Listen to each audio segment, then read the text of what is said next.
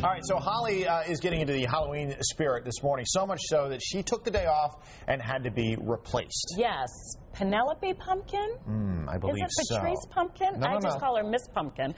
She's in Centerville, Virginia, learning how to make pumpkin art from a master carver. Forgive me, Miss Pumpkin. Your first name again, Penelope? It is Penelope. Okay, I got it. I'm Penelope Pumpkin, or I could be Jane Jetson.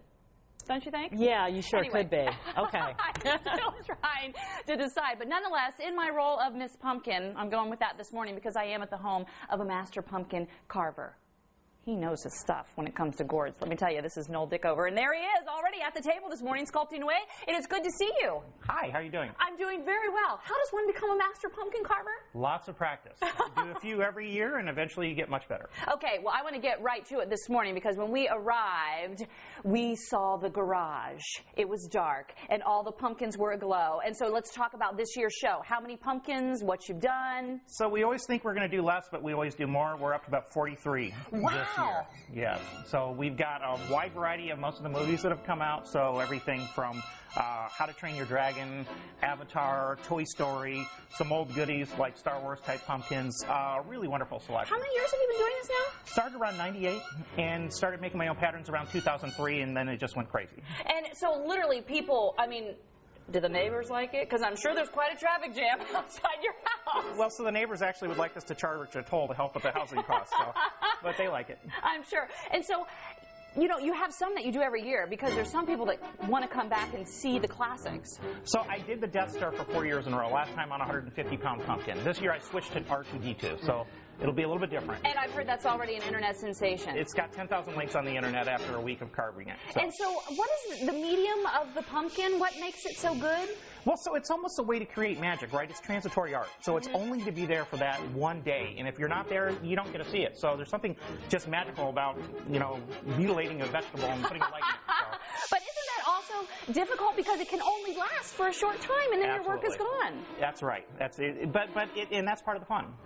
That's really, I think, the neat part about it is you have to use a live vegetable, and everyone's different, and you have to get the right consistency and see what you can create out of it. All right. Well, come on out here to the countertop and the kitchen line, and we're going to talk a little bit about his methods, the method to his pumpkin madness. And we're going to start with sculpting. Right. So sculpting, you're actually turning the pumpkin into the object itself. It's a 3D thing. So in this case, R2-D2, I have to find a pumpkin that actually fits the look of R2-D2, a nice little cylinder in this case.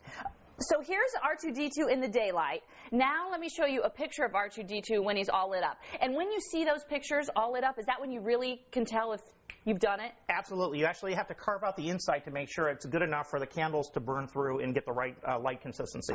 Okay, and so then the next one in terms of sculpting is this ship here. The Borg ship? Yeah, so Star Trek, the evil bad guys are Borg, and the hard part here was to actually find a pumpkin that was almost square-like and to turn it into a cube, and then I've got some little green LED lights that shine up through the back of it, so hopefully this will be a hit. And so how many hours did this take? This took about 12 hours. Really? Okay, let's see it all lit up, because I think you sent us a picture of this as well. So the Borg ship, there it is.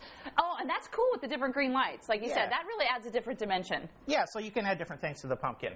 Okay, so that's sculpting. Now come out live and we're going to show this, which is Avatar, way cool. And what techniques does this involve? So this one, the pumpkin carving, you're actually using the pumpkin as a canvas and you're etching in a picture into it. And so the really important thing is you're either carving all the way through so the light comes in, or you're just taking off the skin, or you're leaving the skin on. So it's like a grayscale. Same concept that you use with the Mad Hatter. We have that picture of the Mad Hatter all lit up, and I have to say, that looks like Johnny Depp on the pumpkin. Johnny Depp's always a hit. He's always a hit. Johnny Depp is always a hit. Hopefully we're going to see that picture. There he is, right there. And before we go, I'll have you sit back down, and you're going to teach us how to just get started? Right.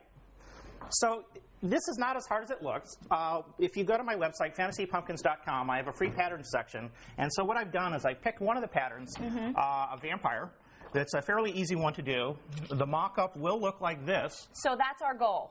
We'll leave it right there. That's our goal. MyFoxDC.com is our website. We have a link to his. And coming up throughout the morning, he's going to literally teach us how to do that. He's even going to give us do's and don'ts of pumpkin carving. So, Penelope Pumpkin reporting live from Centerville. Back to you. Thanks, Penelope.